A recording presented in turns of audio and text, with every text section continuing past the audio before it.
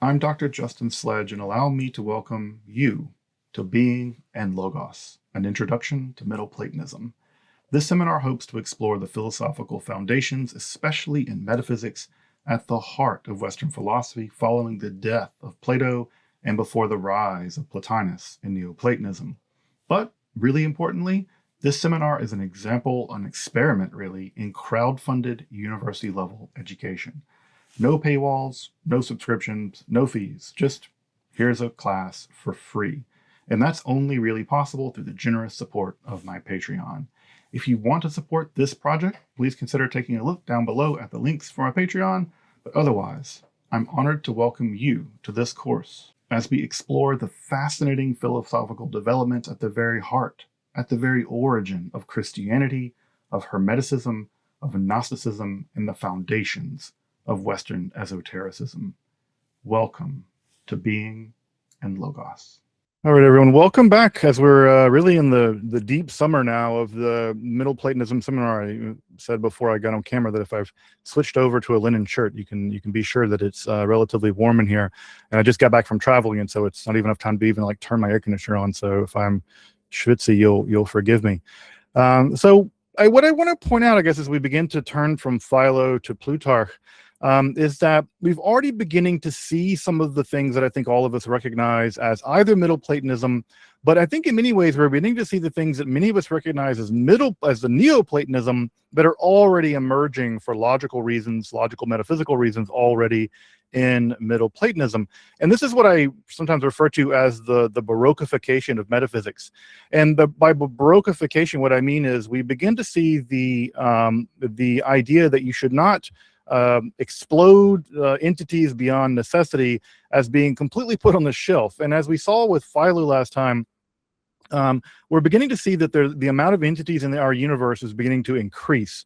So we go from the one and the indefinite dyad that we've seen sort of recapitulated over and over and over again in the rise of Neo-Pythagoreanism and perhaps in the Agrapha Dogmata, where now not only are those elements being brought in, but we're now beginning to see new kinds of elements being brought in as well. And the more salient of those entities being brought in under the aegis of Philo, and we can probably take Philo as representative of what's going on in sort of Middle Platonism generally. I don't think it's unique to him, and as we'll see with Plutarch, it's certainly not, is that we're beginning to see this creep of entities.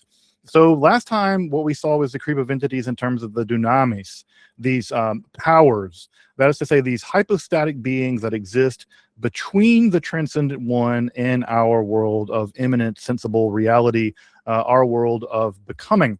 And with these, depending on how we counted them, remember last time, Philo has a penchant for just multiplying entities ever how he sees to sort of fit them into his interpretation of the Hebrew Bible and his elaborate allegories.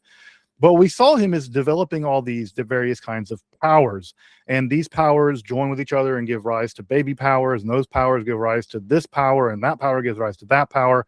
And we're already beginning to see this extremely Baroque mechanism that's going to emerge through the Middle Platonic period. We'll see it really explode today and with the daemonology of Plutarch.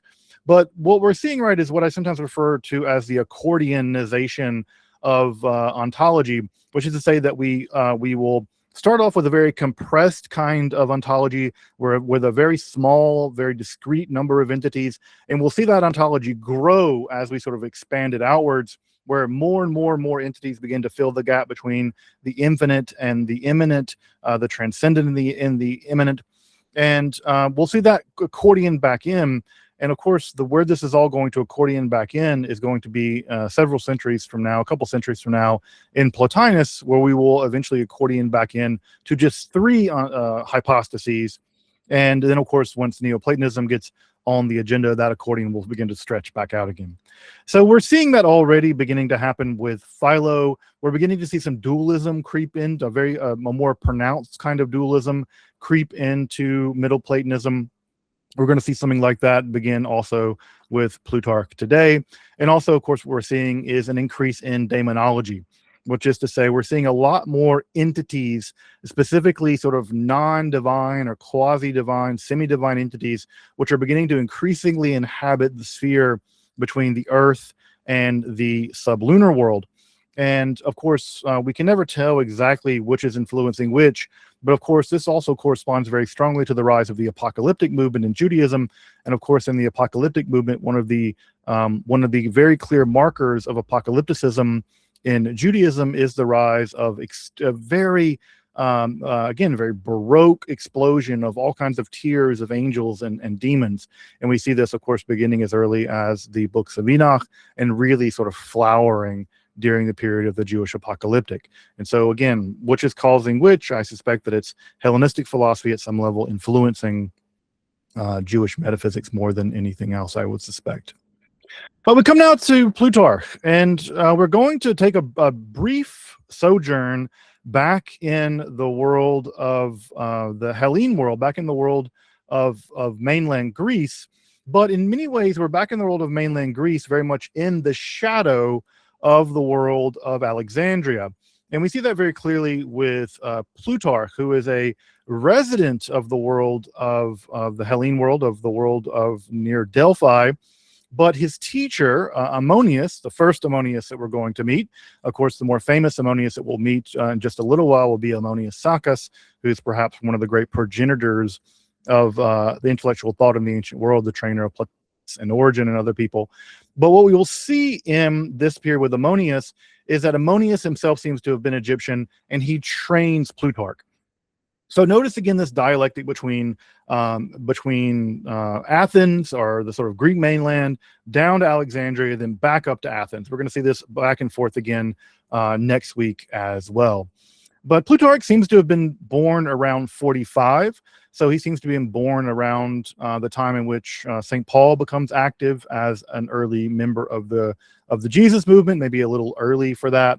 And then he settles near Delphi in 125, so he's sometime he lives through the period of what would have been the destruction of the Jerusalem temple in about 10 years prior to the Bar Kokhba revelation, Bar Kokhba revolution in Roman Palestine in 135. So he's sort of sandwiched in between those two periods. And he was especially attracted to the site at Delphi, and he becomes, in fact, a priest at Delphi, and seems to have put a lot of his energy and a lot of his resources. He had some degree of means. He came from a very prominent family in his hometown, and he seems to have invested a good bit of resources into the site at Delphi, of course, famous for its oracle, and he really put a lot of emphasis there, and he ultimately becomes a priest of Apollo there at the site of Delphi. So Plutarch is very active in his community. He's very public as a philosopher and as a thinker. He's a politician as much as he is a intellectual figure. He is famous for the Parallel Lives and his various historical books, which I think most of us know him for. Most of us do not know Plutarch as a philosopher. We know him primarily as a historian for reasons that I'll mention in just a minute. But he becomes very religiously activated in the world at Delphi, and there it's that many of his works actually interact with his religious obligations and his religious attitudes as a priest at Delphi. And as we'll see, a lot of the way that he does philosophy is unsurprisingly a lot like Philo. Whereas Philo will interact through philosophy primarily through the lens of his relationship to Judaism, Plutarch interacts with philosophy primarily through the lens of his religiosity, but not just his religiosity, but also what he takes to be a kind of perennial philosophy.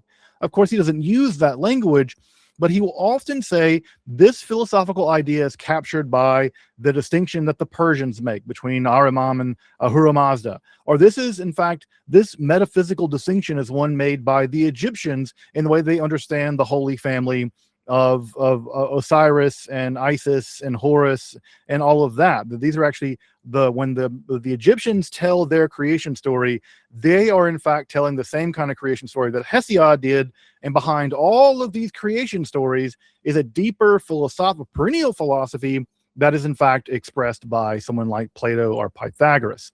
So he's doing something very similar that Philo's doing, in that his works reflect a kind of religiosity, a religiosity native to his region in Greece. And so in some ways, Philo and Plutarch are very close in this way, that they are springboarding their philosophical projects into a conversation with their religiosity, in attempting to show, or revealing perhaps, that religiosity and philosophy are in fact the same, speaking the same truth, but speaking the same truth through different kinds of means.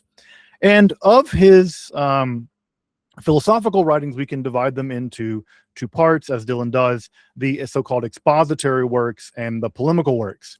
The polemical works are relatively easy to dispense with. They are basically anti-Stoic polemics. So they're very strongly anti-Stoic. Specifically, they're responding to a great deal of the topics developed by Chrysippus, and many of those ideas are being targeted, especially by Plutarch. Now, what's interesting about this is that everybody who likes to go after the Stoics likes to go after Chrysippus. Why? They see Chrysippus as a kind of heretic, that the authentic philosophy of Zeno and perhaps Calanthes, and fundamentally Aristotle, Plato, and Zeno all agree with each other, although maybe not exactly, but agree with each other, and that after that, there's been some kind of heretical outbreak, whether it is via the academic skeptics, or in this case, via Chrysippus. And they view Chrysippus as a kind of heretic that betrayed the original Stoa, and really Plutarch goes after Chrysippus along these grounds. So again, there is a fidelity to the idea that beneath the disagreements between Aristotle, Plato, and Pythagoras, there is Zeno, there is a deeper philosophy, more still. So in general, what we have in Plutarch is he takes up the banner of Platonism. He identifies himself as a Platonist, and he defends what he takes to be authentic Platonic doctrines. And in many ways, he is, in fact, a greater and more accurate expositor of the Old Academy than many of his competitors. Unlike Antiochus, unlike other folks, Eudorus, where they very, very strongly attempt to shove Platonism into either a Stoic box or into a more specifically Neo-Pythagorean, and this sort of pastiche Neo-Pythagoreanism that was typical of the Hellenistic period. It seems like Plutarch has access to documents from the Old Academy, Speusippus, and Xenocrates and Polemon, and he's more actively attempting to shape his Platonism in the direction to conform with what he takes to be the authentic heirs of Plato. Now, interesting, as I mentioned, he will take Chrysippus to task and the Stoics to task, but for his mind, the Stoics that he's taking to task are these heretical Stoics following after Chrysippus. And so he's perfectly happy to borrow Stoic language, especially insofar as he takes it as coming primarily from Zeno of Citium, because again, he takes Zeno of Citium to be sort of in agreement with the positions of Plato and Aristotle. So you're going to see technical Stoic language in Plutarch, but that technical Stoic language he thinks is acceptable because it comes before the sort of heretical outbreak with Chrysippus. And insofar as he leans in the direction of this more orthodox Platonic view, he's going to tend to agree more with Aristotle and more with Pythagoras over and against the Stoics. So I just want to again highlight here what could pass for Stoicism, right? What could pass for Platonism? Platonism could be everything from extreme sort of high fidelity to Neo-Pythagoreanism to a very strange Stoic hybrid with someone like Antiochus of Ascalon, and everybody at some level could claim that they were representing an authentic inheritance of Platonism. I tend to think that Plutarch does represent a more authentic version of Platonism than someone like Antiochus, but again, here's what we have nonetheless. And from his teacher Ammonius, who again is an Egyptian, we're already beginning to see some of these Pythagorean elements, which I'll talk about in just a moment, beginning to slip more and more into dualism. For Plato himself, Plato very carefully thread the needle between falling into the idea that the world of becoming was lesser than the world of being, but never going the full length of saying that the world, specifically the physical world, was in some sense evil. Plato never goes whole hog in the direction of a radical dualism. And in fact, that radical dualism, even by philosophers of this time period, was recognizably, in their mind, un-Greek, that was a Persian idea. It was the Persians who held to the idea that the world was bad and there was a good God, and these were set into a kind of antagonism. This was an idea that they associated with the Persians. And being good Greeks, they did not ever accept that. They said, no, God is good, and the world of matter is less than that. It is imperfect, but it is not evil. And this is an idea that will very much dominate Neo-Platonism, where the idea is that, yeah, the world's imperfect. It's built using, Home Depot grade lumber, but it's still a relatively good house if you take in consideration that it's built with, Home Depot grade lumber. The idea is the craftsmen, the demiurge, did the best they can by impressing the perfect forms into imperfect matter. And that's the idea that Plato has in the Timaeus, that the demiurge is good and the universe is fundamentally good. Already with some Pythagorean elements, we've already begun to see the ideas, for instance, that this world is in fact Hades, that we are in fact living in Hades, that the sublunar world is so far away from the realm of the transcendent one that we're already living in a kind of underworld. And our task is to be reborn out of this underworld, that we need to be reincarnated out of this underworld if we are to escape our condition. Otherwise, we'll be condemned to a kind of reincarnation over and over and over again. And so what we have is already an idea of not just that this world's imperfect, but that it is somehow bad, that we are somehow in the underworld already, and that our task is to escape this world. Now, is that fundamentally different than the Phaedo, where Plato says things like, philosophy is training for death? I don't know. Is it different fundamentally when Socrates says that he needs to give a sacrifice to the god of healing, Asclepius, when he's dying?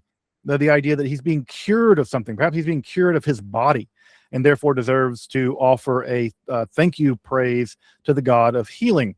Perhaps, again, these ideas are already there in Ovo, in Plato, and it's just a question of how much you want to emphasize that distinction. But the Pythagoreans of this time period are certainly begin to really zoom in on that difference. And further, another thing that's worth mentioning here, we'll get into more as we go through today, is that the sublunar world is a creation of something else other than the one. That our world, the sublunar world, is somehow been demoted as not even being the direct creation of the demiurge. That even our world as we know it is a kind of botched job, that something has gone wrong.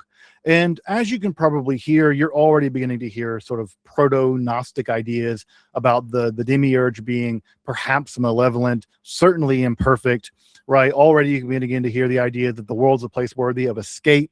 And those are ideas that are going to be fundamental to Hermeticism. They're going to be fundamental to Christianity. They're going to be fundamental to Gnosticism. So already, right, we're beginning to see those elements being cooked up in the ideas that we find in Neo-Pythagoreanism as they're taken up into Platonism. It's a great depiction of Hades here. I like how he just looks so disinterested in whatever is going on. He's just like the goth of the gods. He wants to listen to, Bauhaus and not be bothered by all of these fancy gods and their bright outfits. But again, we see Plutarch's following into the shadow of the Pythagoreans by positing, of course, as fundamental principles the one and the indefinite dyad. Now, I know that we've beaten the idea of the one and the indefinite dyad just about to death. This is a bit of phrase that you probably have heard more if you've been listening to these talks over the past few weeks. You've heard this phrase, the one and the indefinite dyad, more in the past few weeks than you have in your entire life. But he takes up the position of the Pythagoreans or of the Agrapha Dogmata, as much as those can be teased apart. And of course, he posits the original idea of Plato that the one is the good and the beautiful. So again, what have we done? We've taken this Pythagorean idea where typically the one is beyond all predication, and we've snatched them back down into the world of predication. You can probably make a graph about who's going to put the one above ontology, who's going to put the one in the world of ontology, And with Plutarch, we put the one firmly back into the realm of ontology. The divine one, again, is to ontos on, the one that really is. And it is also the one that is good and the one that is beautiful. So classic Platonism here in Plutarch. But the indefinite dyad is going to take on a very different tenor in Plutarch. For Plutarch, the indefinite dyad is the principle of disorder. It's the principle of chaos in the world of that will give rise to the world of sensibilia. And again, we've already seen a little bit of this all the way back with Plato, where the idea is that the one impresses upon the indefinite dyad some degree of order, and the tension of order to disorder is what generates reality. With this Plutarch, he's going to say that the indefinite dyad is a generator of all formlessness and disorder. And he's going to associate the indefinite dyad with the Egyptian god Set, the Egyptian god Set, the god of disorder, the god of evil to some degree, the god of the desert, the god of foreigners. And he's going to say that the god Seth, with all the connotations that has, that you may know from Egyptian philosophy, this is associated with the indefinite dyad. He's also going to associate the Persian evil deity, Ahriman, with the indefinite dyad. So if you take the Persian line on this, or the Egyptian line perhaps, there's no doubt that when you take an entity like Seth Python and associate it with the indefinite dyad, we have now plunged ourselves into a pretty significant difference with the Agrapha Dogmata in Pythagoreanism, where I would say that we have a much more pronounced dualism.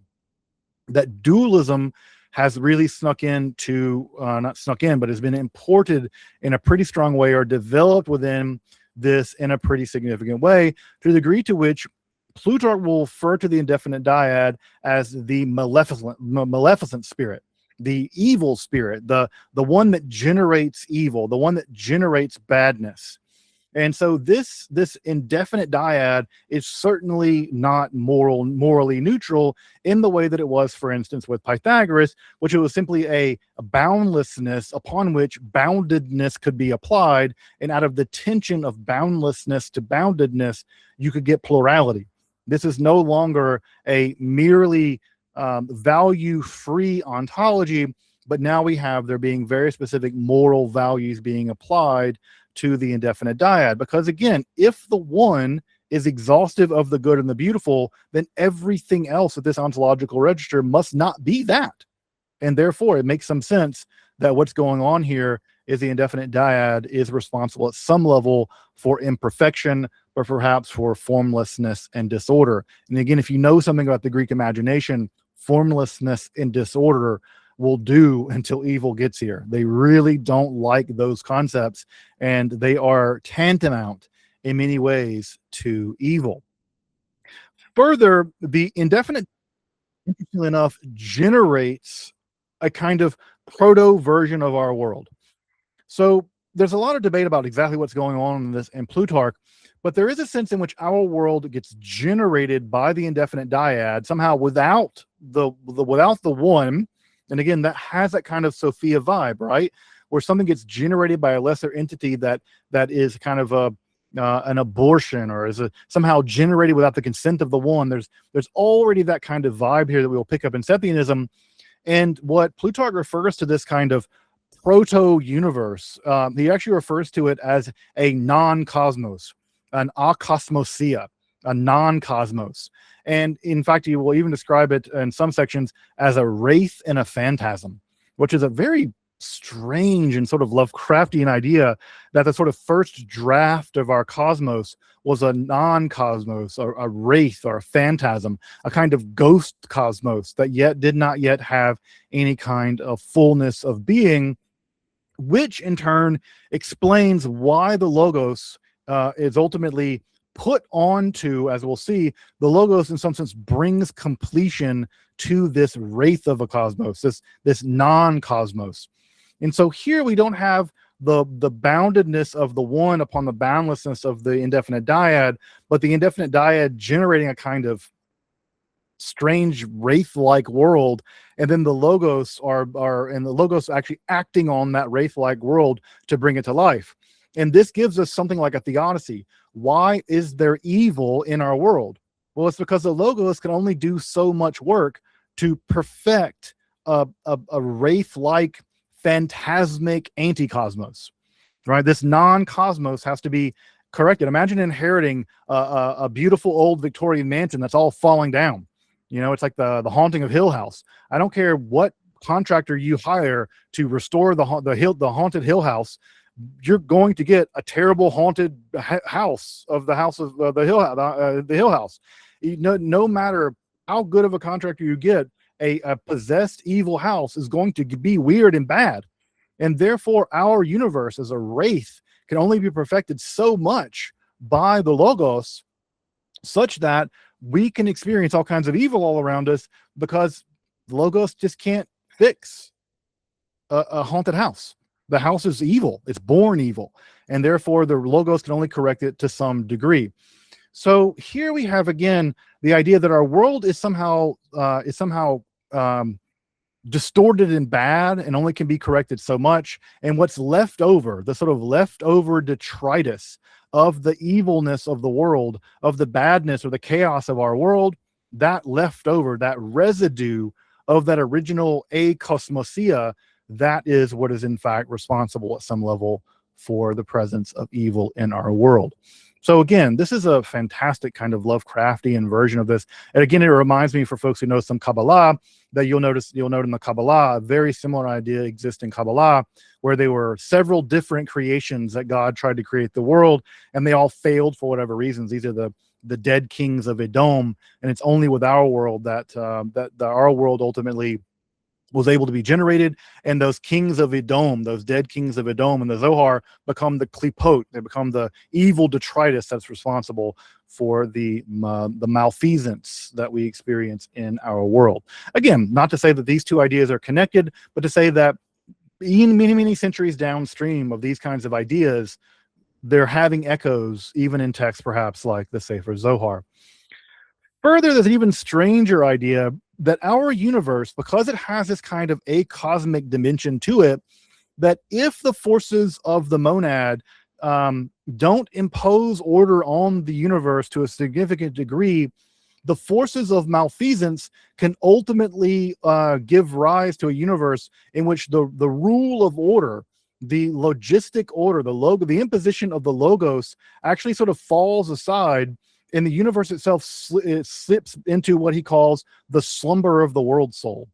And this slumber of the world soul is where our actual universe goes into a kind of weird ontological hibernation, where the logos is imposed upon it to such an impure degree, at such a weak degree, that the actual, and again, think of the logos as what animates reality. It's what brings reality to life. It's what makes the universe intelligible.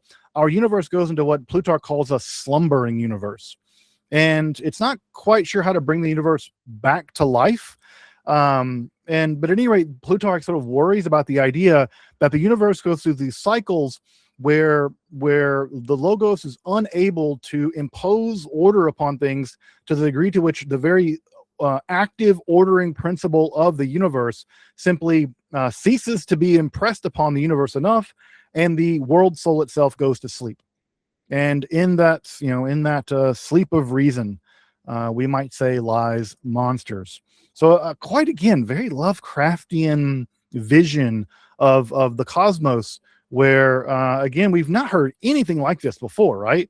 This is the idea that the world could somehow be abandoned by the logos, and you have these cycles of the universe going to sleep and being woken back up and interacting with this sort of there being moments where order is triumph by disorder, and then order ultimately will triumph over disorder again. We've not heard much about that, aside from the idea of ekporosis, the Stoic idea that the universe will be from time to time destroyed by fire. So at any rate, we have a very complicated worldview that emerges in Plutarch, and this is typically thought of as containing at least a 5-register structure of being.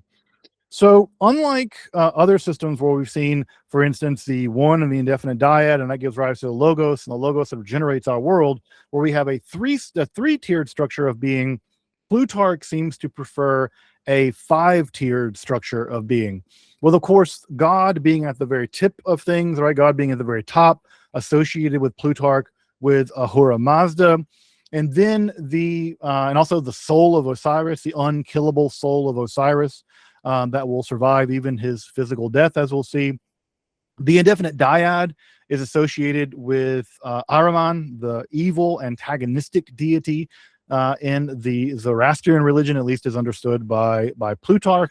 This is typically related to Seth Typhon in the Egyptian religion. So again, this is not value neutral, folks. This is very value laden when it comes to Plutarch's choice of who to associate these ontological registers with mythological types. Below that, we have the immanent logos. Now we're going to see the logos itself is going to be bifurcated. The logos is going to be bifurcated into the immanent logos, or rather the first of these, and then this is a mistake in my slide here, the transcendent logos, right, which is the sort of upward tending logos. This is the being sort of the mutilated body of Osiris. The immanent logos, which again is another aspect of the logos, which is the world soul plus matter. This is associated with Isis. So the world soul with matter. This generates the cosmos as we know it, and this is typically associated with Horus. So what he's doing is he's taking these Greek philosophical ideas and then mapping them onto non-Greek mythological systems. Now he maps them onto Greek mythological systems too. For instance, he'll associate the divine being, the most heavenly divine being, with Apollo, but he'll say it's not Apollo the sun, it's the hypercosmic Apollo. Right? It's the hypercosmic Apollo. That's really God. And God is, in fact, the hypercosmic Apollo.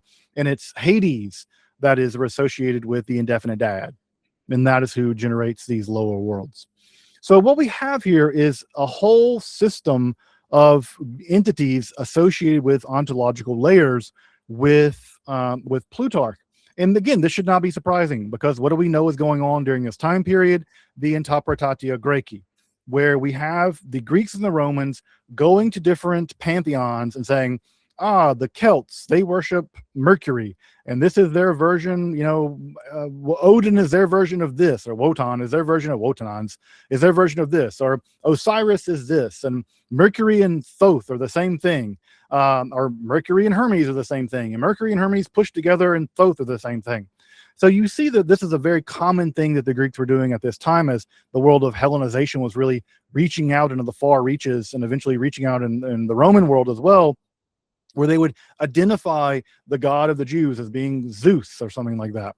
And so what you would say is these are just manifestations of ontological principles as captured by the mythologies of various other kinds of peoples. In this case, again, imposing upon both his native Greeks, but also the Persians and the Egyptians. Now, what he also wants to do, and this is an interesting turn that we see in Plutarch that we don't see in Plato. In Plato and the Timaeus, Plato says, well, there might be entire elemental cosmoi, that our cosmos, composed of 4 elements, actually might be downstream of 4 different other cosmoi. And it may have been the case that maybe there was a fire cosmos, and the fire cosmos gave rise to an air cosmos, and then the air cosmos maybe generated a water cosmos, and then an earth cosmos, and somehow our cosmos is a composition of 4 of those cosmoi. Plato doesn't go that direction. Plato just says, nah, it's just the one. It's just our cosmos, 4 elements. Here are the geometrical solids but come to be our cosmos. And he rejects the idea that there could be more than one cosmos. Plutarch seems to be thinking that there may be these 4 other cosmoi, of which our world is sort of the end result of perhaps a developmental process of those cosmoi. And it's just worth pointing out, right, that remember back to the idea of there being 5 distinct ontological layers back in Speusippus, that we puzzled at so strongly. Why would Speusippus generate these 5 distinct ontological, what they're called sometimes the episodic ontology? Well, it seems like perhaps in a physical level, Plutarch has generated something much the same. But again, we don't have entire works of Plutarch, or at least we don't have very robust, complete works of his philosophical stuff, with the exception of a couple of things. And so it's difficult to tease out exactly what he means in these moments. In another scheme, and again, this will remind us again of Philo, where we'll get one scheme that seems to tell us that there is one way that the universe gets structured, and then in another scheme we'll get an entire different system of how this is structured. We have another system where we have in fact 4 ontological registers as opposed to 5. And here we have the monad giving rise to life as a hypostatic principle. That is bound together by motion. Remember, for all ancient philosophers following Aristotle, life and motion are connected together as one idea. So life is connected to, the monad is connected to the invisible via the bond of life, right? Via the bond of life. So these are like connective tissues binding the 4 ontological layers together. The next one down is the invisible, right? The invisible. And the invisible is bound together by motion to generation. And of course, right? Think about the first thing that, if life generates motion, what is the first thing we see at the highest ontological register we can see with our eyes? We look up to the night sky. Right above us, there are things moving around. So we know that the monad, through the principle of life, which is always involved with motion, has given rise to this realm of the invisible. And sure enough, when you look up to the night sky, do you see anything holding the planets in their spheres? Absolutely not. It is invisible. So the invisible is second after the monad. From motion, we get generation. Generation is the next, and the next entity is mind, and it is bound by generation.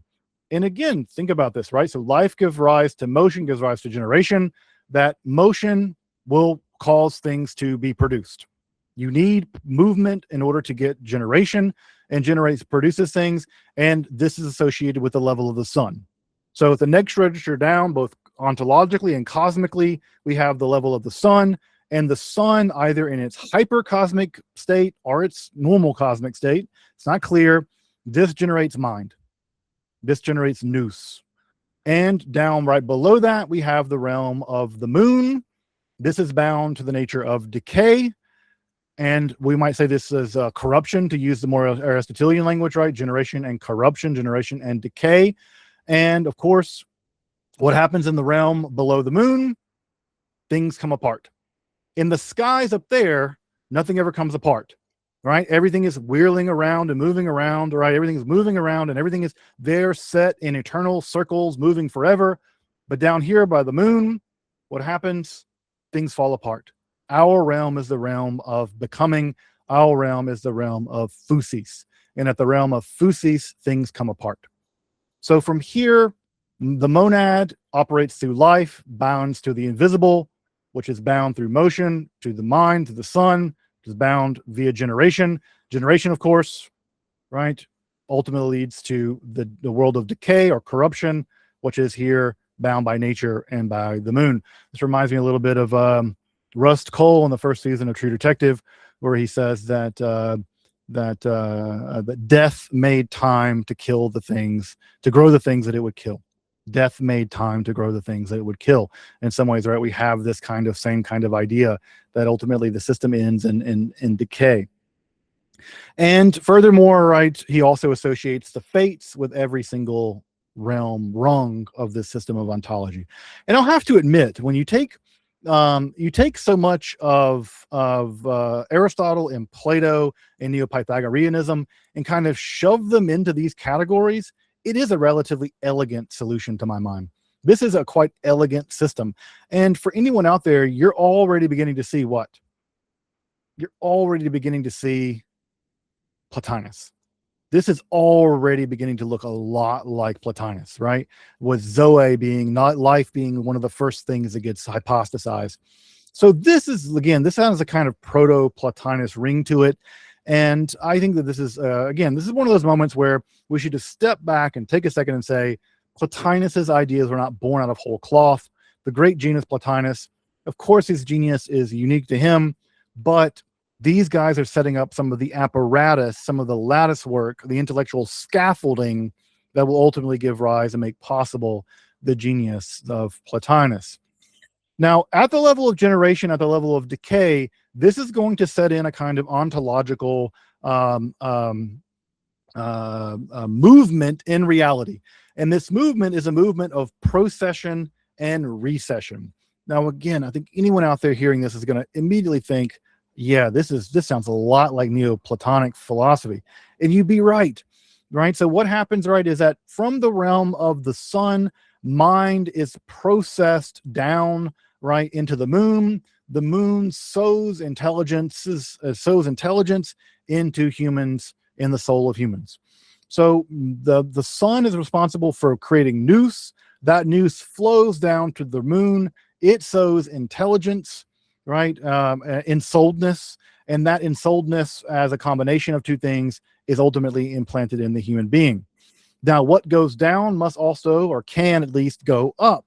And so there is a procession from this register. There is also a recession back up through this ontological character, where the intelligence, the psyche of the human being, the mind of the human being, can ultimately be shed for the pure nous, which rises up to the sun and can be unified back in the sun, and at some level enjoy a kind of solar or hypersolar immortality. So again, we have a mechanism by which immortality can be gained, and not just that, we're going to have individual immortality clearly for the first time in Plutarch. So here again, we have a mechanism by which we can ride up and down the chain of being through the mechanism of the sun, the procession of the sun, generating nous, it being sowed or implanted in us, and ultimately can go back up through the same process, back up to the moon, then back up through the sun. So again, we have the mechanism of some kind of procession and recession, typically associated with Neoplatonism, but we're finding it all the way back here, at least a century earlier in Plutarch. Now, of course, the region below the moon, as we've already talked about, is filled with entities referred to as daemones, the spirits. And this idea, again, I think I've mentioned this before, this idea will ultimately be transferred over to Christianity, where even the devil is called the prince of the wind. And there is the idea that the demons sort of hang out in the level below the moon and above the sun. So this region is populated with daemones, and it seems like some of these daemones ultimately acquire bodies. Maybe not all of them. It's not clear why some of them acquire bodies and some of them don't acquire bodies, but some of the daemones do ultimately acquire bodies. And following Xenocrates, and again, going back to the old academy, that Plutarch posits that the daemones are set halfway between gods and humans. That is to say, they are immortal like gods, but they suffer from the pathoi, the passions, like humans. And like other entities, they can ascend and descend the scale of being. So they are emanated, it seems like, out of the sun as sort of pure nous, and they can descend into bodies, but they can also ascend back up out of their bodies following death, and ultimately achieve again their place back in their day in the sun. And further, some of these daemones, some of the more evil daemones, which we'll talk about in a minute, they are the task of transmitting the will of the divine, the will of God, down to this sublunar world. And part of the reason why this is that part of what Plutarch wants to protect is that the transcendent God does not get God's hands dirty mucking about with this region. We are living in Hades, folks. Zeus doesn't come down to Hades. It's not the case that God is going to come down all the way to here and muck about with us in the realm of becoming. Rather, the will of the divine is transmitted down the chain of being, and ultimately the daemones become the kind of worker bees of the divine will.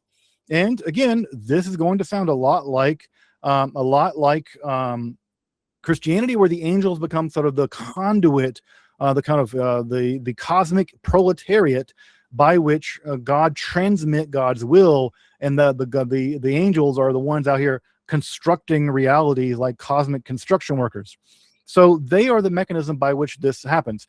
And we know this because Celsus, a couple centuries later, is going to complain about Christianity because they see the Christian God as being unregal, in that God is down here mucking about doing miracles and stuff.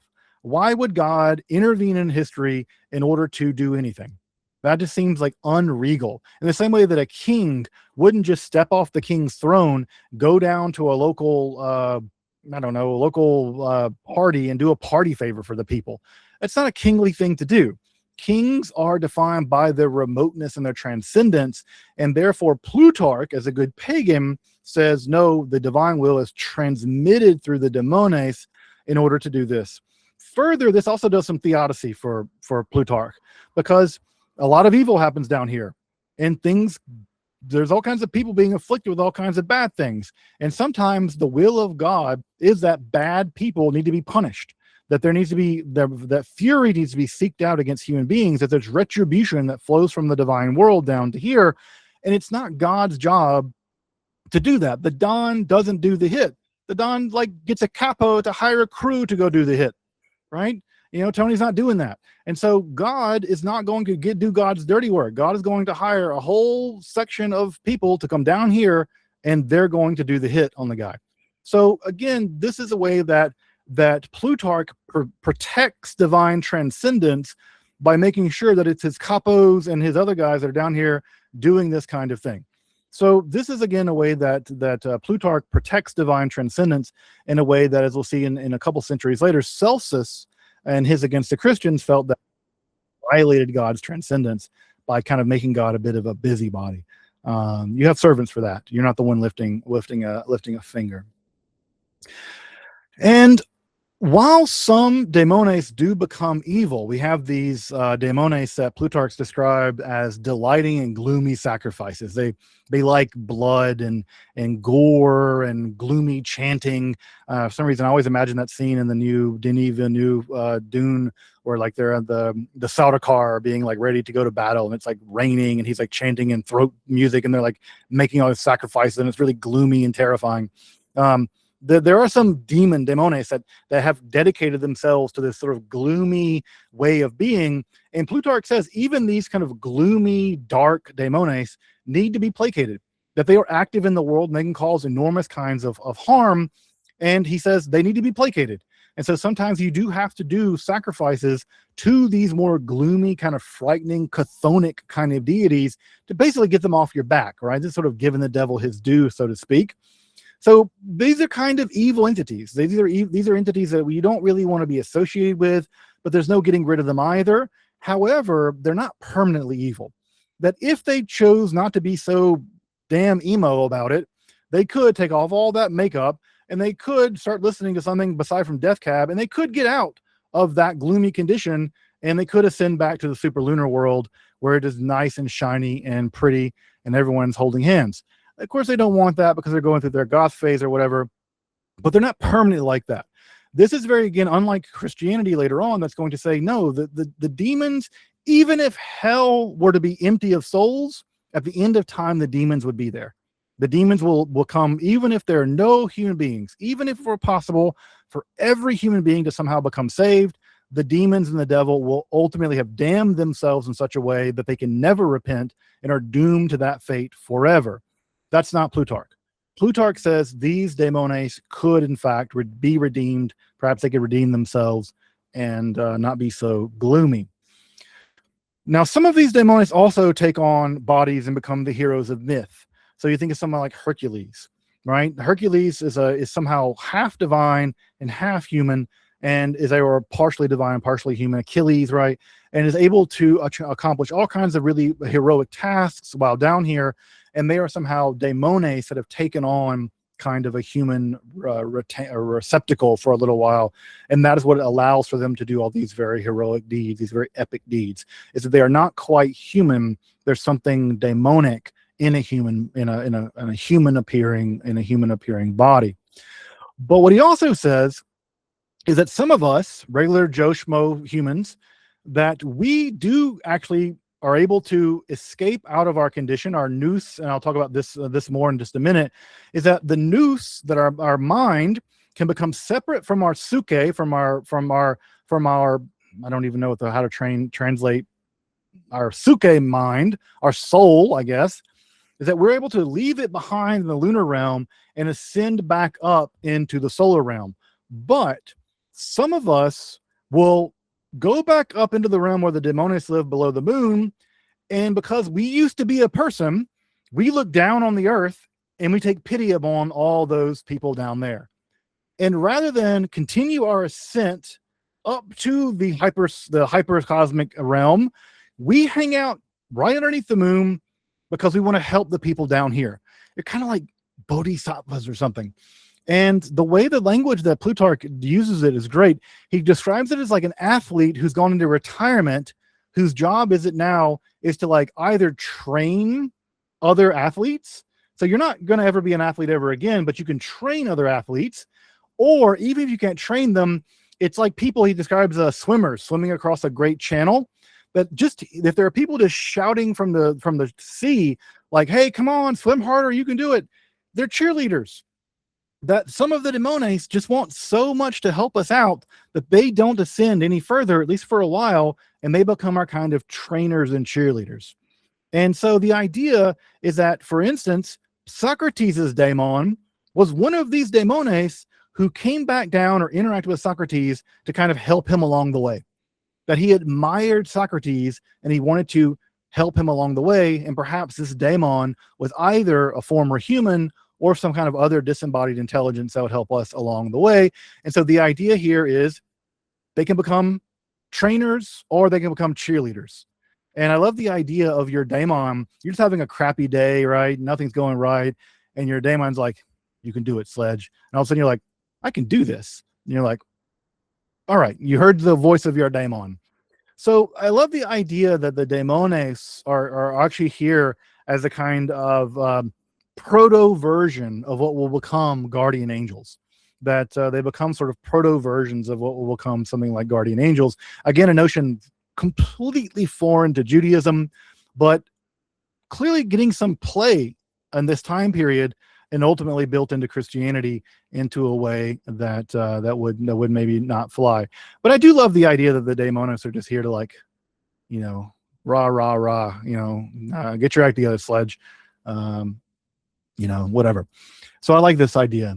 Although some daemonists also do ultimately, you know, maybe you're here to help out your family get through something hard, and when they've done through that, right, you've done your daemonic good deed, and now you're back off to the hypercosmic sun, again, to have your eternity, not your day in the sun, but your eternity in the sun. And again, the word demon just fills us with so much dread that we forget that the term daemones, the daemon, and it's such a rich, polyvalent, complicated term in ancient Greek that it's gotten so flattened out with this concept of demons that we can forget that there's such a richness to this idea, and the richness is here certainly depicted by Plutarch. And again, I mentioned, right, there are some people, right, that have been previously incarnated. Some of these daemons can get incarnated. There are others who seem to have escaped out of this whole cycle completely, and there are some who seem like they get down here and help us out and move on. So there's a whole range of how these daemones interact with us, and there's, in fact, some of them in the case we'll see that we can, some of these daemones actually are the way that divine power is operative in the world. They're daemones that a single daimon might be responsible for a specific kind of divine power. For instance, the generation of lightning or something like this. And so therefore these daemones can be mapped in a certain kind of way. And because these daemones actually suffer from the pathoi, because they have passions, they want things. They lack things. They want recognition. They want sacrifices. They want, they could be seduced, perhaps. I don't know. The idea is that they are not indifferent to us the way the Epicurean gods are. They are interested in us, and we are interested in them. And in some sense, we can interact with them, and that interaction may allow us access to some degree of their power. We might be able to trade some kind of formula or sacrifice or incense or something in order to get them to act on our behalf. And Plutarch famously says that you can invoke this just like the women at Thessaly who draw down the moon. Right, in this famous phrase of drawing down the moon has become, in some sense, synonymous with pagan magical practice. And it's interesting that Plutarch even says specifically, definitely women can do this, and there are women in Thessaly who are quite famous for being able to do this by drawing down the power of the moon, or drawing down the moon as a technical term for the ability to manipulate, or I mean manipulate. This could be involuntary or voluntary. There are a range of interactions that one might have with daemones. Of course, the one that's been taken up in the so-called Solomonic tradition is one where you break demons to get them to do stuff for you.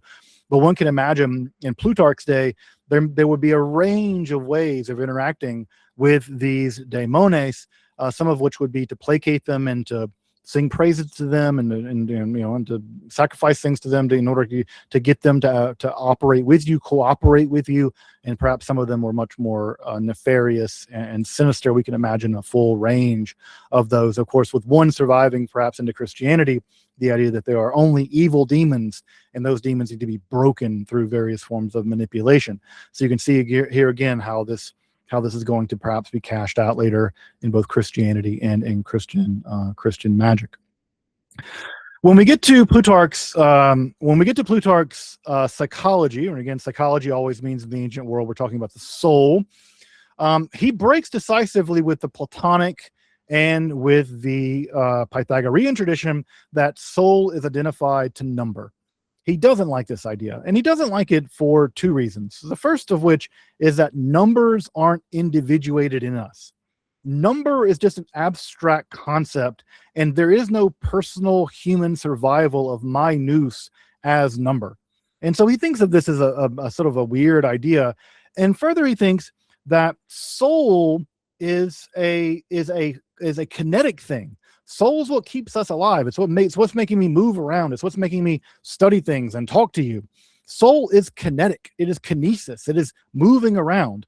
Numbers don't do that. Numbers are, in fact, described by their regularity. Can you imagine if numbers could randomly change their values? You go to take a math test and you're like, what is 2 + 2? You're like 4. It turns out it's 8. You're like, why is it 8? Because 2 is not 2 right now. It would be a nightmare. Numbers are defined by precisely because of their stasis. We want numbers to stay the same. And in fact, that's a feature for Pythagoras and Plato, is that numbers are eternally that thing. And therefore their eternality is what he wants to import into us as our soul. Plutarch's like, nah, bro, numbers don't move, and we're alive and moving around. I'm going to live forever. So in some sense, I'm eternal, but not in the way that a number is. And therefore, my soul cannot be identified as a numerical. And so this is a very decisive break from so much of what we've seen with the idea that the soul is to be identified with numericals. In fact, Plutarch gives us a very elaborate kind of psychology where he says the first thing he does is going to make a distinction between the soul and the mind. So this is not a distinction we've seen so far. So far, we've seen that nous does all the work of our soul, and that nous does all the work of our mind. And that is somehow united into one entity, perhaps one or two dimensions of one faculty, however how you want to carve it up. Plutarch makes a sharp distinction between the soul, the body, and the mind. Right? The soul, the body, and the mind. So the soul, nous, if it interacts with body, produces the irrational mind. So the interaction of soul with body produces the irrational mind. And remember, the irrational mind for the Platonists at this time are the 5 senses, right? But if soul interacts with mind, we get the rational mind, right? We get nous. And so the soul plus mind, suke, is the irrational mind. Now, what he says is that depending on which degree nous is sunk into the body, he describes it sometimes like a cork floating atop a body of water. Depending on to what degree nous is sunk into the body, there's a sense in which that nous will somehow endure longer. So if our nous remains above us and not sunk into our body at all, we won't persist after death. But if our nous is sunk into us a little bit, that interacts with our psyche, we can come to know that we're truly nous, and we can shed our psyche at the level of the moon, and ultimately our nous will slingshot us back to the sun, or the hypercosmic sun. But of course, the irrational mind will always die, right? You will never survive with the irrational mind. So the idea is, if it is sunk, right, into us, right, we can survive. Well, we can survive our death and personally survive our death. We can have a personal afterlife. But insofar as the nous is unsunk into our psyche, we experience it as a daimon. So and this is, again, this for some folks, this should sound like kind of like the bicameral mind stuff. So where nous, right, is above us, it's as if something outside of us is talking to us. And maybe you've had this experience before, right? Where you're about to do something bad, or you've done something bad, and there's a part of you that sounds like you saying, you shouldn't have done that. Your sense of conscience, or if you've ever had just sort of a blip of revelation about something, the idea is, if it seems to come from outside you, it's that dimension of nous that is unsunk into you. It's still you, but you're perceiving it as an exterior entity. And in that sense, you're perceiving it as a daimon. But insofar as it is sunk into you, right, into you, then it becomes you.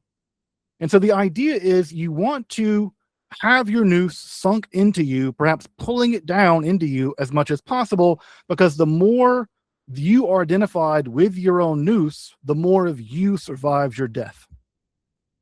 But if you're only identified with your suke, that will not survive your death. You'll get to experience the flight of your suke back up to the lunar realm, but you'll be trapped there among the daimons.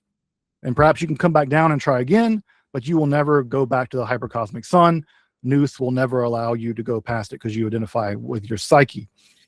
And so this sunkenness of your nous also explains your moral and intellectual growth. Frankly put, bad people and stupid people are simply people for whom their nous is not sufficiently sunk into their psyche. If your psyche is only very shallowly penetrated by your nous, right, you don't have much of a sense of conscience. You don't have much of a sense of intelligence. You're not going to be a very smart person. You're not going to be a very good person. But it's only in that sunkness, right, that you sort of do this. And I imagine, although Plutarch never tells us this, is that it seems like this is a thing we could cultivate. That we could cultivate inviting in our nous such that we identify with it more fully. Although he never tells us any practice like that, one can easily imagine a kind of contemplative practice where we kind of draw down the nous to be fully more identified with ourself. And again, we still talk this way. We talk about our higher self and our lower self, our shadow self and our higher self.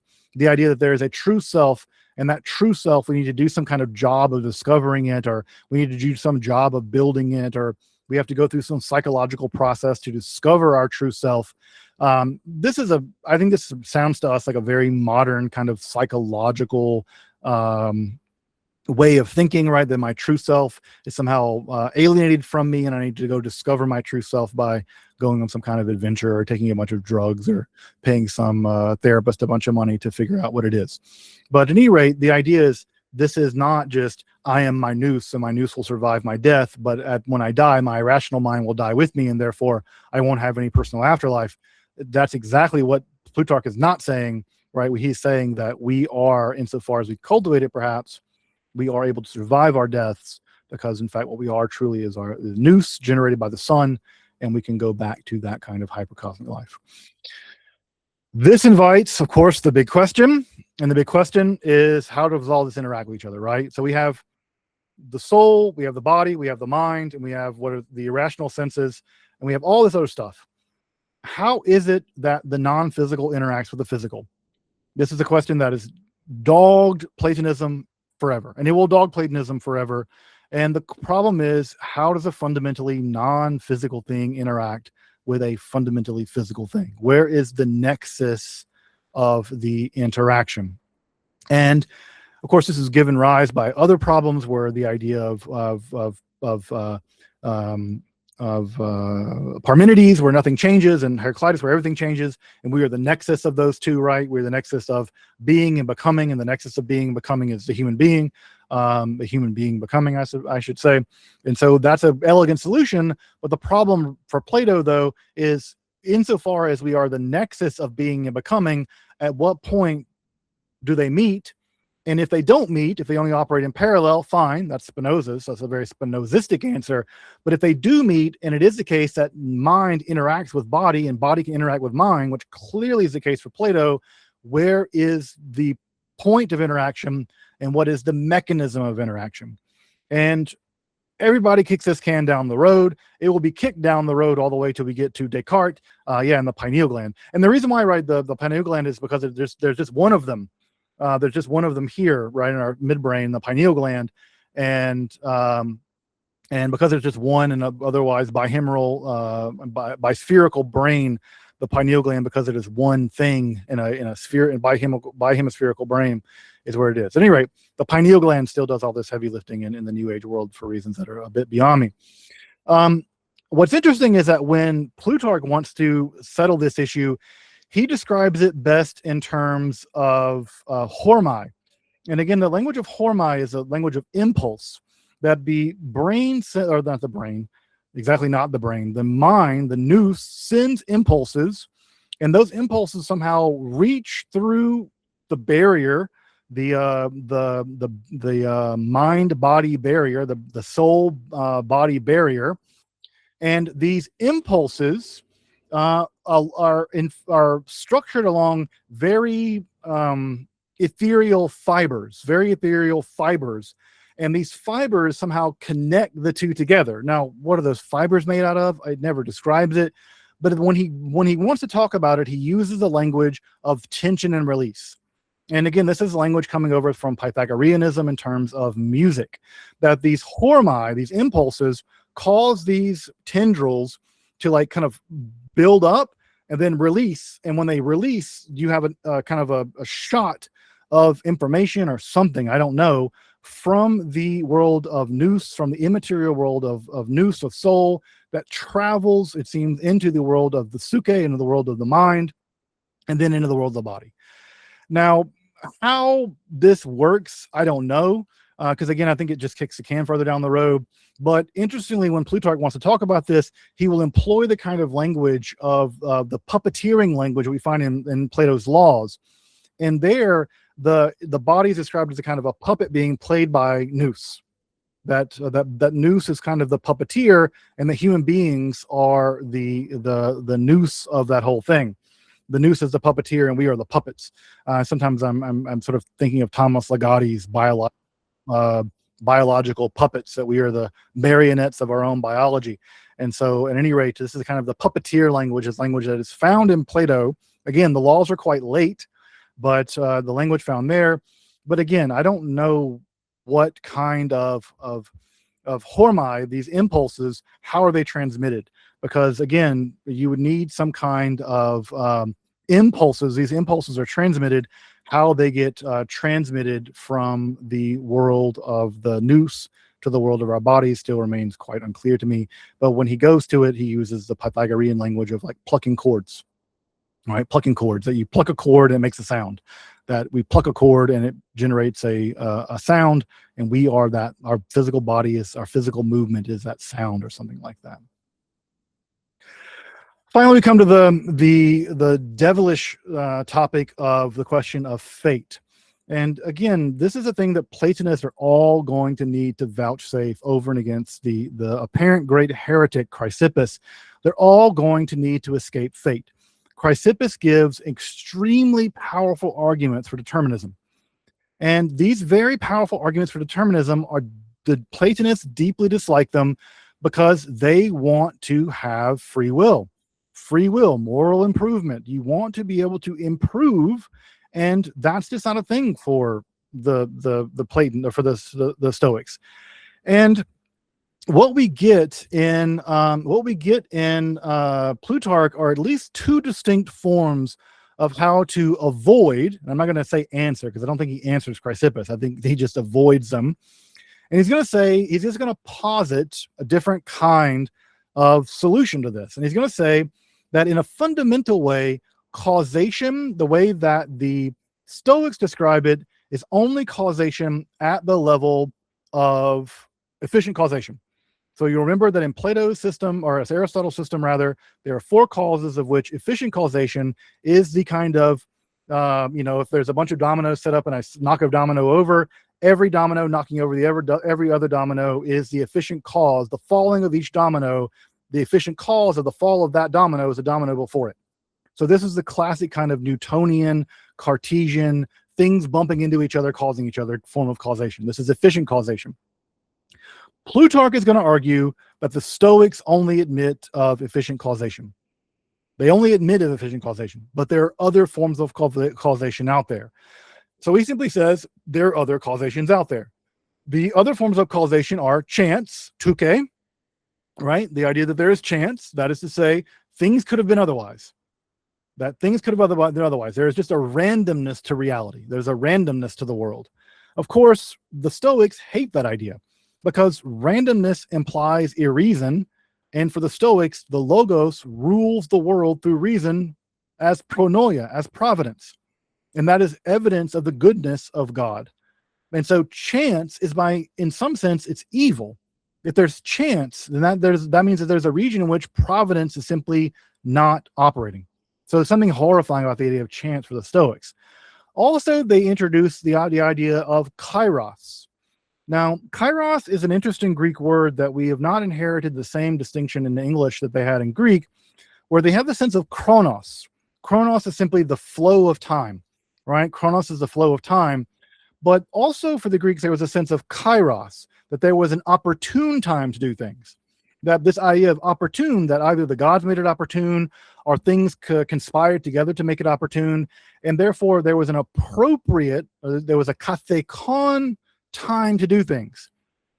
And this idea of there being kairos, a kairotic moment, is also huge in astrology, right? Because the idea is you need to wait until, this is like the core of sort of various versions of elective astrology, where you need to wait to this very right moment to do this very right thing. Because if you're going to apply for a job, there's a better and worse astrological time to do it.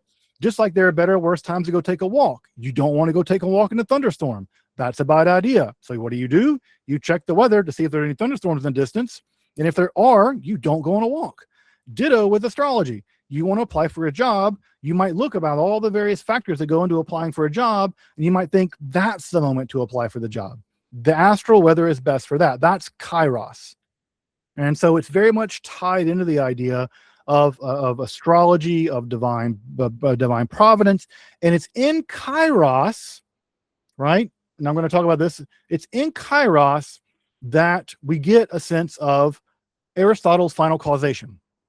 So the idea in Aristotle's final causation, right? Remember, there are 4 causes. There's the material cause, what something's made of.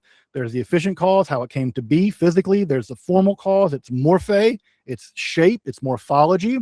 And there is its final cause, what it is meant to be, what it is, its telos, what it is meant to do. The idea is that God in the Aristotelian system is in some sense luring all things to it in perfection. That when you sharpen a knife, you are in some sense doing the will of God to sharpen the knife.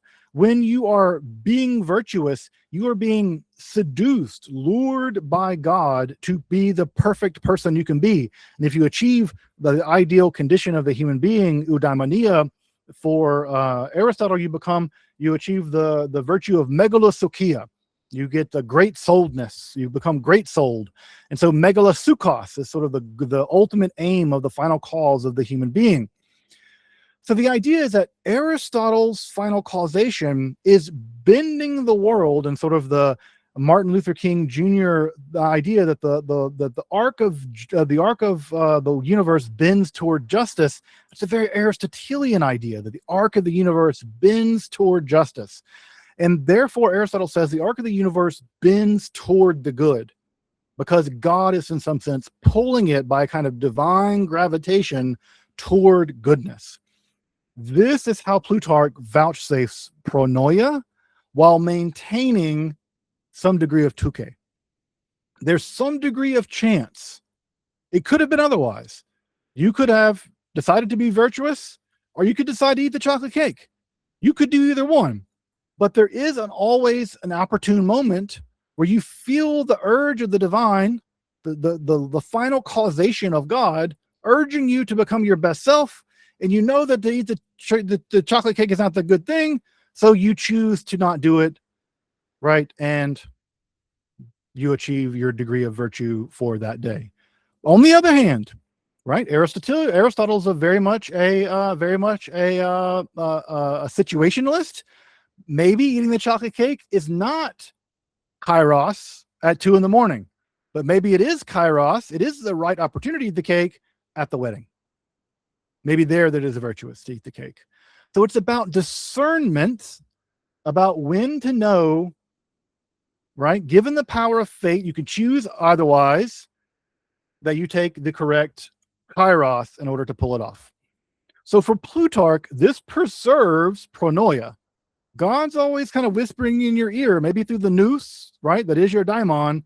Hey, lay off the chocolate cake. But maybe sometimes God's like, hey, take a bite. It's cool, right? So this is how he vouchsafes, on the one hand, pronoia as Aristotle's final cause, but also some degree of touche, some degree of chance in the form of kairos. And of course, the way that Aristotle lays it out, right, is that there is physis, there's the physical world, there's the world of natural causation that is determined, there's the world of necessity that rules over physis, there's chance in physis, things could be otherwise. When you roll a dice, it could go either way. Mind is a kind of a distance from pure necessity, and that in that distance from pure necessity lives free will. That could have been otherwise, right? And so this is a way of vouchsafing this in the world. And in fact, Plutarch gives the example of the moon as a way that that pronoia actually intervenes in the world to make the world different. So you would think that the moon, as being between the sun and or above the earth, right? If it were made of earth, it would fall into the earth, because we are the lowest. You know, think about the earth as kind of the cosmos as a bowl.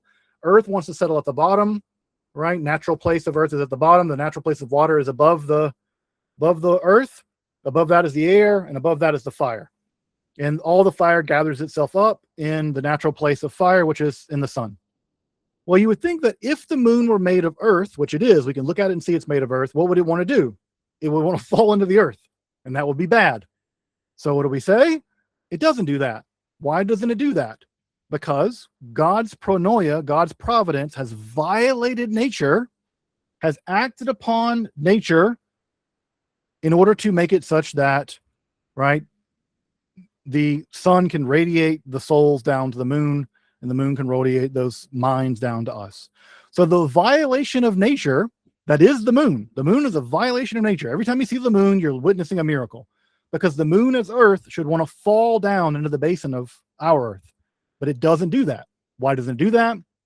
Because God's pronoia has put it there in order to do the task of generating all this business. So at any rate, right, the moon is taken as Plutarch's example as to why, as evidence of God's pronoia, because otherwise the moon as earth would fall into its natural place, into the earth.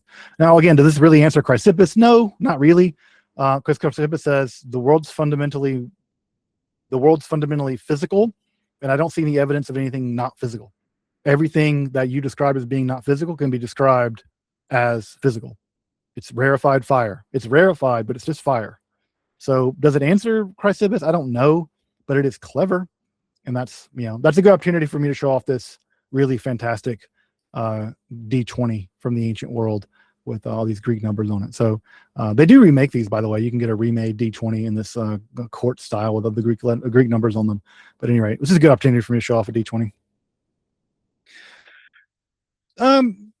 Just lastly, right? We were wrapping up with this last slide. This may be a depiction of Plutarch. We're not sure. There is a depiction. There is a written description of him at Delphi. He was so instrumental in the establishment of Delphi that they do mention him at Delphi, and this found in the vicinity, so it may be Plutarch, but we don't know. But of course, the the fundamental idea is that the end of the human being is likeness to the divine rather than conformity to nature. And so again, that should unsurprise us, right? Because conformity to nature is Stoicism, likeness to God is classic Platonism. And of course, Plutarch's going to lean more in the direction of Aristotle when it comes to ethics. He's going to say that virtue is a mean between two vices. This again is classic Aristotle. But again, I just want to point out here, it may not be classic Aristotle. It may have just been classic academic philosophy. It may have been the case that this is just the standard position in academic philosophy, of which Aristotle really ran with it, right? After he wrote the Eudemian Ethics, he really systematized it into the Nick Ethics, and that is how we get to know it. So therefore, we don't have the elimination of the pathoid, but rather their moderation. So we should have the moderation of this, and he attacks Chrysippus along the classic Platonist lines that the human being is interesting and is important because we are the nexus of being and becoming. Insofar as we are the nexus of being, virtue is important for us. We are creatures that will only be happy via virtue, but because we are also becoming, we are also bodies, we can't get about without satisfying our bodily needs. And therefore, we need to be able to combine some degree of bodily need, bodily want with intellectual and spiritual and moral want. And it's only that combined to kind of a holistic theory of what the human being is that we can flourish as a human being. And therefore, because we are compounded of body and soul, it is the case that virtue is insufficient for our flourishing.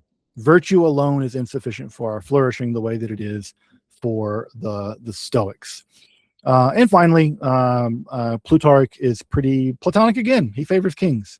He likes monarchy. He thinks monarchy is for the best, in the same way that Plato thought that monarchy was for the best, that it is better to have a benevolent tyrant than a lukewarm rabble.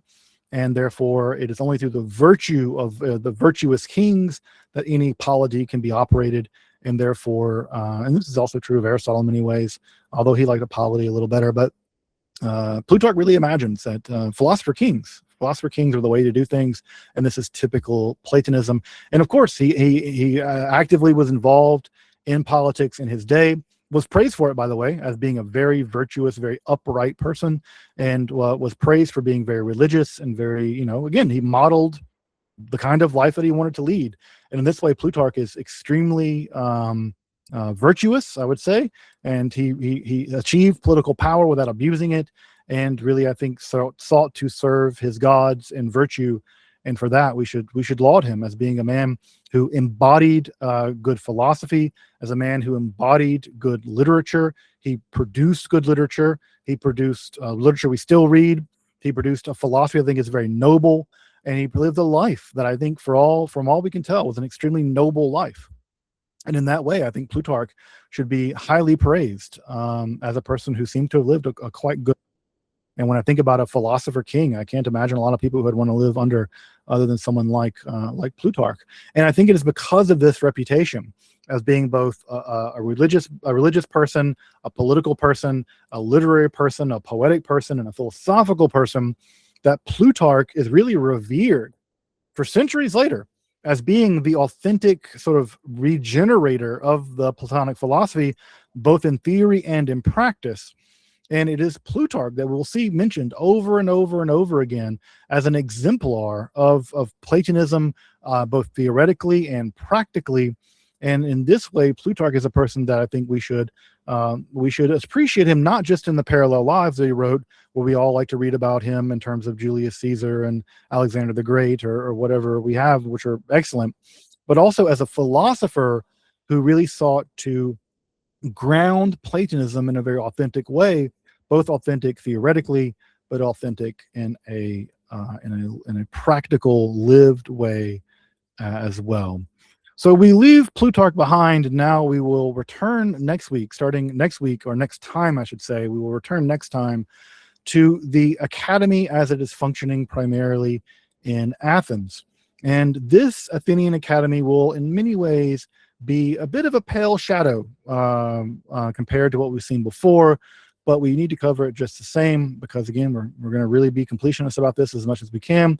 And so we will turn to the academy as it is evolving in Athens, and then of course we will turn back to Alexandria, where it will be developing and flourishing in, I think, more interesting and important ways. But we can't leave Athens just yet.